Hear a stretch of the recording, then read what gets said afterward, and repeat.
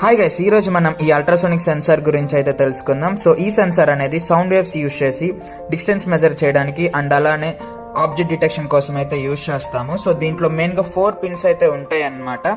So one is VCC, trig, echo and ground. So ఈ VCC ground పిన్స్కి అయితే మనం పవర్ సప్లై ఇస్తాము.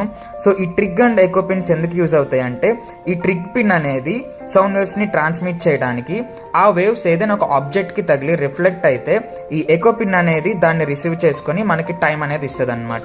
సో ఇప్పుడు ఈ అల్ట్రాసోనిక్ సెన్సార్ యొక్క వర్కింగ్ లైవ్లో అయితే చూద్దాము. నేను ఈ సెన్సార్ని ESP32కి అయితే కనెక్ట్ చేశాను అండ్ ఈ సెన్సార్ యొక్క ట్రిగ్ పిన్ని పిన్ నెంబర్ 23కి అండ్ ఎకో పిన్ని పిన్ నెంబర్ 22కి కనెక్ట్ చేశాను. అండ్ అలానే ESP32 పిన్ నెంబర్ 2కి ఒక బజర్ని అయితే కనెక్ట్ చేశాను. గ్రౌండ్ కనెక్ట్ చేశాను.